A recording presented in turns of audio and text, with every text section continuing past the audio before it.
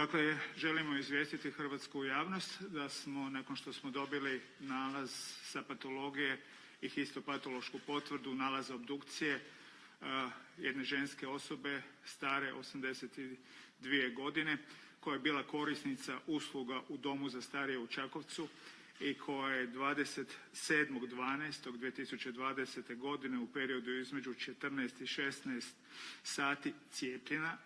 Ona je sljedeći dan preminula.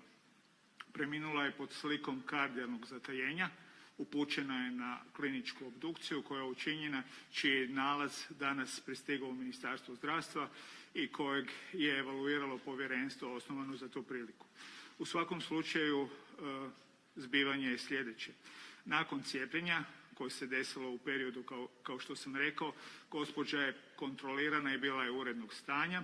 Sljedeći dan ujutro 28.12.2020. godine epidemiolog je putem glavne sestre u Domu za starije provjerio stanje koje je također bilo uredno, da bi negdje oko 17 sati tog istog dana, dakle dana nakon cijepljenja, došlo do pogoršanja kliničkog stanja gospođe po kardijalnom tipu.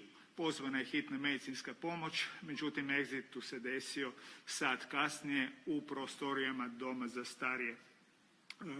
Bolesnica je upućena na obdukciju, postmortemno je uzet bris na COVID-19 koji je negativan, a nalaz obdukcije nam je došao tijekom jutra i ukazuje da je bolesnica preminula od srčane dekompenzacije, dakle zatajenja rada srca koje je uzrokovano hipertrofijom srca, dakle povećanjem srca, fibrozom, znači vezivnim pretvaranjem srčanog mišića, a sve skupa što je uzrokovano teškim aterosklerotskim promjenama srčanih krvnih žila. Bolesnica je inače bila kronični bolesnik koji je bolovala od astme, disfagije, znači poremećaja gutanja, koji je bio uzrokovan ekstrapiramidnim sindromom, dakle određenim degenerativnim procesom u mozgu. Zbog toga je imala sondu nazogastričnu, dakle jednu cjevčicu koja se uvodi kroz nos preko koje se odvija hranjenje. Imala je spazam grkljana, anginu pectoris, dakle upravo posljedicu ove srčane bolesti, organski uvjetovane psihičke promjene te urinarni infekt. Bolesnica je bila ležeća i nije samostalno hodala. S obzirom da cjepivu nema kontraindikacija, epidemiolog je upravo zbog stanja, poglavito astme, procijenio da je potrebno cijepiti tu osobu, a ona je dan kasnije preminula pod slikom, dakle, kardijalnog zatajenja.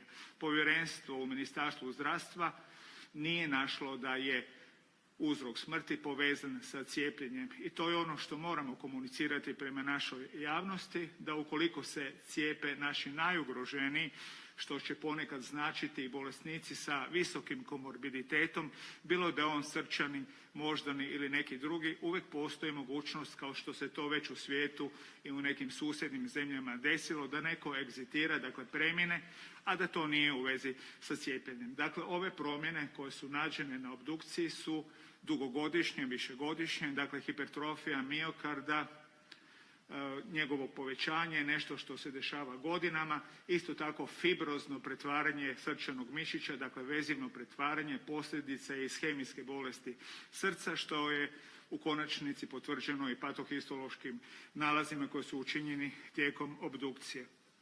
Ovaj događaj je prijavljen prema HALMED-u kao potencijalno sumnjiva nuspojava i to će biti i dalje evaluirano, međutim osnovano povjerenstvo u Ministarstvu zdravstva s obzirom na sve ove navode koje sam vam sada iznio je mišljenja da smrt bolesnice nije u vezi sa dan ranije provedenim cijepljenjem.